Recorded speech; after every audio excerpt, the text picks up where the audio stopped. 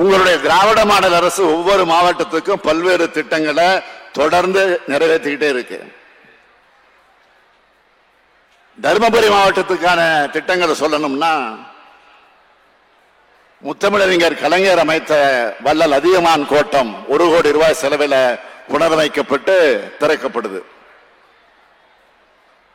விடுதலை போராட்ட தியாகி சுப்பிரமணிய சிவாவுக்கு தலைவர் கலைஞர் மணிமண்டபம் எழுப்பினார்.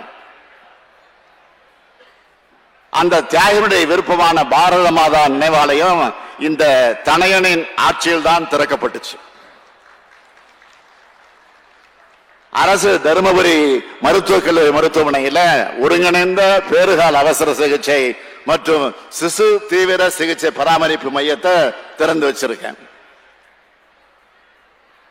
பேருந்து வசதியை இதுவரை இல்லாத 8 மலை கிராமங்கள் பயன்பெற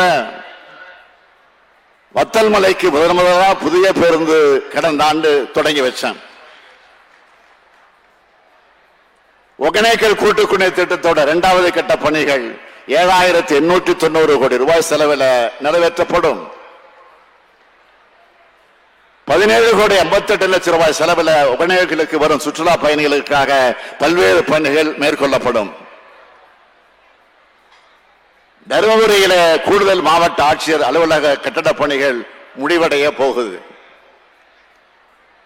மொரப்பூர் தருமபுரி புதிய அகல ரயில் பாதைக்கு நிலையெடுப்பு பணிகள் நடைபெறுது. இதே மாதிரி கிருஷ்ணகிரி மாவட்டத்துக்கு சொல்லணும்னா, 3 ஆண்டுகள்ல ஊரக வளர்ச்சித்துறை மூலம் குடியிருப்புகள், ஊரக கட்டமைப்பு பணிகள்,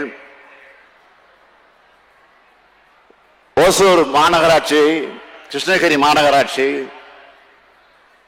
பல்வேறு பேரூராட்சிகளுக்கு உட்கட்டமைப்பு பணிகள், பொதுப்பணித்துறை கட்டடங்கள், மாற்றுத்திறனாளிகளுக்கான நலத்திட்ட உதவிகள்னு 927 கோடி ரூபாய் மதிப்பிலான பணிகளும் திட்டங்களும் மேற்கொள்ளப்பட்டிருக்குன்னு மகிழ்ச்சியோடு நான் இங்கே தெரிவிக்க விரும்புகிறேன். அடுத்து சேலம் மாவட்டத்துக்கான பணிகளை சொல்லணும்னா, ஏற்கனவே சீலநாயக்கம்பட்டி நடந்த அரசு விழாவில் 1,242 கோடி ரூபாய் மதிப்பிலான புதிய திட்டங்களை அறிவிச்சேன். அது மட்டுமல்லாமல் இளைஞர்களுக்கு வேலை வாய்ப்பு வழங்கும் மினி டைடல் பூங்காவுக்கு அடிக்கல் நாட்டியிருக்கேன். அரியா கவுண்டியம்பட்டியில கொலுசு உற்பத்தியாளர்களுக்கு மாடி உற்பத்தி மையத்துக்கான பணிகள் நடந்துகிட்டு இருக்கு. ஜாகீரம்மா பாளையத்தில் ஒருங்கிணைந்த ஜவுளி பூங்கா அமைக்க போறோம். சேலம் அரசு சட்டக்கல்லூரிக்கான விடுதிகளுடன் கூடிய நிரந்தர கட்டடத்தையும் ஈரடுக்கு பேருந்து நிலையத்தையும் திறந்து வச்சிருக்கேன். போடிநாயக்கம்பட்டி ஏரி, அல்லிக்குட்டை ஏரி, மூக்கன் ஏரி ஆகிய புனரமைக்கப்பட்டிருக்கு. பொதுமக்களோட நீண்டகால கோரிக்கை ஏற்று அம்மாப்பேட்டை பகுதியில் ரயில்வே மேம்பால பணிகள் நடந்துகிட்டு இருக்கு. இதோட தொடர்ச்சியாக தான் இந்த நிகழ்ச்சி மூலமா தருமபுரி, கிருஷ்ணகிரி, சேலம் மாவட்டங்களுக்கு 560 கோடியே 23 லட்சம் ரூபாய் மதிப்பிலான புதிய திட்டப்பணிகளுக்கு அடிக்கல் நாட்டி முடிவுற்ற திட்டப்பணிகளை திறந்து வச்சிருக்கிறேன். 8,736 பயனாளிகளுக்கு நலத்திட்ட உதவிகளை வழங்கியிருக்கேன். இன்னும் சில முக்கிய அறிவிப்புகளை வெளியிட விரும்புகிறேன். வெண்ணாம்பட்டி சாலையும் தருமபுரி மாநில நெடுஞ்சாலையும் இணைக்கிற வகையில பாரதிபுரத்தில் 36 கோடியே 15 ரூபாய் மதிப்பீட்டில் ரயில்வே மேம்பாலம் அமைக்கப்படும். வாச்சாத்தி முதல் கலசப்பாடி வரையிலான மலைப்பகுதிகளில் 12 கோடி ரூபாய் மதிப்பீட்டில் சாலை அமைக்கப்படும்.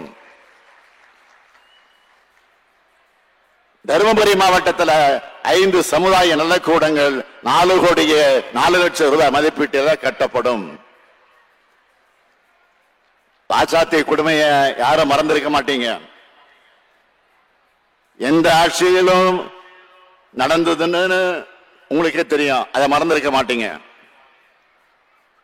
ஆனா பாதிக்கப்பட்ட பழங்குடியின மக்களுக்கு திராவிட மாடல் ஆட்சியில தான் விடியல் பிறந்திருக்கு.